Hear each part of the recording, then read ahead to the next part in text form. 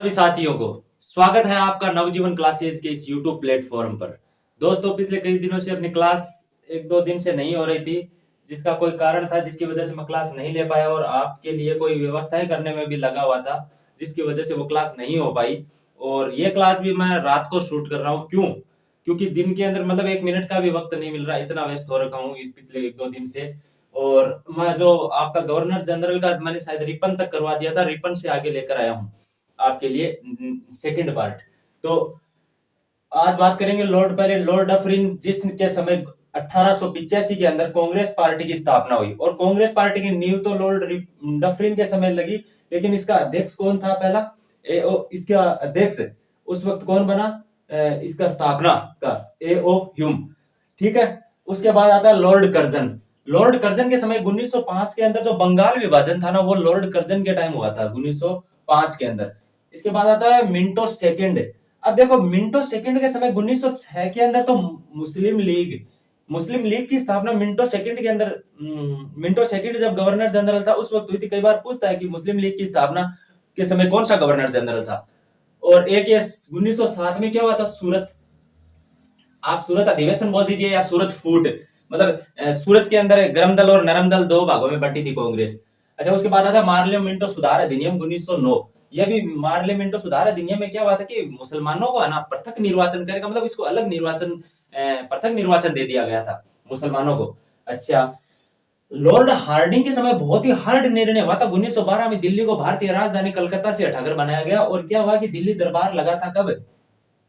1911 के अंदर। अच्छा, लॉर्ड चेम्सफोर्ड के समय आया था 1919 के अंदर मॉन्टेग्यू अधिनियम नहीं था भैया, चेम्सफोर्ड अधिनियम था, चेम्सफोर्ड अधिनियम 1919। और एक सेडलर आयोग आया था। सेडलर आयोग कब आया था? 1917 के अंदर आया था। ये सेडलर आयोग कब आया? 1917 में। पूछता है कि सेडलर आयोग किससे संबंधित है, तो ये शिक्षा से संबंधित है। ठीक है। अच्छा, 1919 में इस चेम्सफोर्ड के समय बहुत से, जैसे रोलेट एक्ट, जलियांवाला बाग हत्याकांड, असहयोग आंदोलन है, ये बहुत सारे काम इस चेम्सफोर्ड के समय, जितने भी गांधी जी के आंदोलन हुए थे ना, वो लगभग इस चेम्सफोर्ड के टाइम ही हो गए थे। अच्छा, अब आता है इसके बाद लॉर्ड रीडिंग।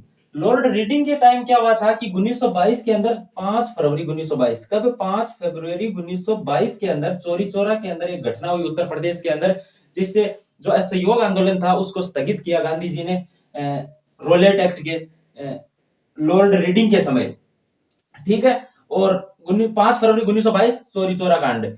उसके बाद 1923 के अंदर आगे नहीं लिखा, इसमें थी गदर पार्टी, तो 1913 में आ गई Ghadar party 1913। Swaraj party, Swaraj party की स्थापना 1923 के अंदर, गदर पार्टी लाला हरदयाल 1913। ठीक है।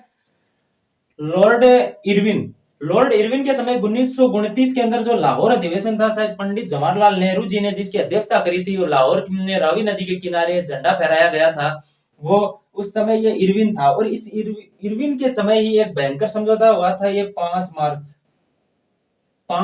1931 को गांधी इरविन समझौता हुआ, जिसमें यह कहा जाता है कि इसके अंदर गांधी जी अगर ये मांग उठाते ना कि भगत सिंह, राजगुरु और सुखदेव को फांसी की सजा नहीं मिलनी चाहिए, अगर ये उन्होंने मुद्दा उठा, ऐसी बात कही जाती है, मैं नहीं बोल रहा हूं, कि ऐसा कहा जाता है कि गांधी जी ने अगर इरविन से समझौता किया था, उस वक्त अगर ये बोल देते ना कि इन तीनों को भी छोड़ना चाहिए, तो उनको छोड़ दिया जाता, अगर उनको राजनीतिक कैदी बता दिया जाता, लेकिन उनको नहीं छुड़वाया गया, ऐसा कहा जाता है। ये तो इसमें गांधी जी की गांधी इरविन समझौता सबसे बड़ी हार मानी जाती है। गांधी जी को कई जगह काले झंडे भी दिखाए गए थे उसके बाद।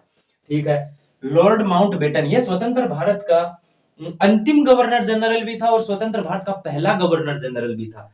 और ब्रिटिश का उस समय इटली था। एक पूछता है कि स्वतंत्र भारत का प्रथम भारतीय भारतीय गवर्नर जनरल कौन था, तो वो था सी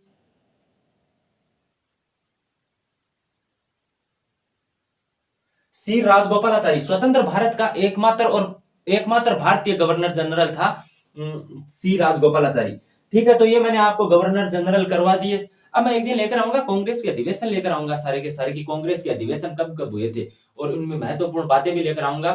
थैंक यू, धन्यवाद।